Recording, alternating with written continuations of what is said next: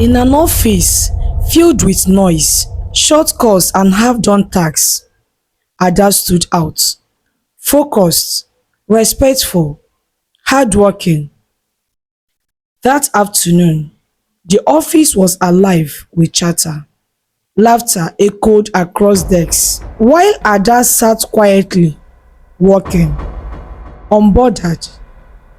Suddenly, the door burst open. One of the male staff barged in.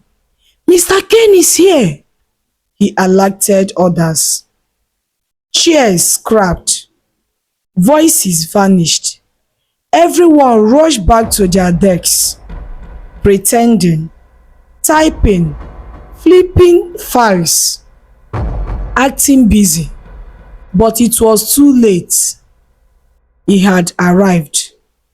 Mr. Ken, calm, observant, controlled. He stepped into the office, and with just one look, he saw through everything. The fake focus, the forced movements, the pretense. Then his eyes stepped on her, Ada. She didn't panic, didn't rush, didn't pretend, because she was already working, focused, real. For a brief moment, he watched her. Something about her felt different. Familiar? Well, he said nothing. He simply walked past and into his office. But for the first time, Mr. Ken has noticed her. One afternoon, Ada stood by the copier, arranging documents carefully. A loose strand of hair fell across her face. She tucked it behind her ear, absent-mindedly. Mr. Ken watched, not with desire, not yet, but with something deeper, something unsettling. He frowned slightly. Why did that gesture feel familiar? Why did her quietness echo in places he thought were long buried? That evening, the office was almost empty, but Ada remained, typing, focused, unaware.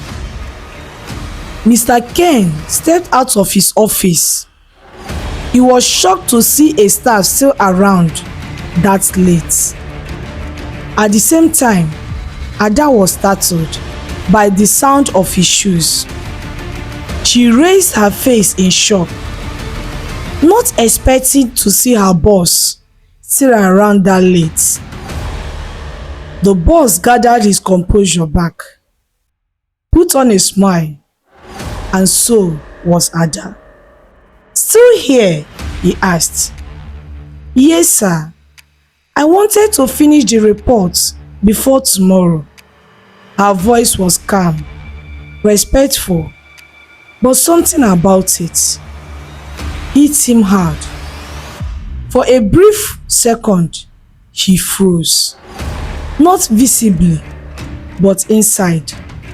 That voice, that tone, that quiet strength, he had heard it before, years ago, in a different time, a different life.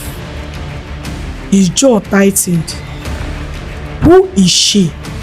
What memory is Ada resurrecting? Stay tuned and find out.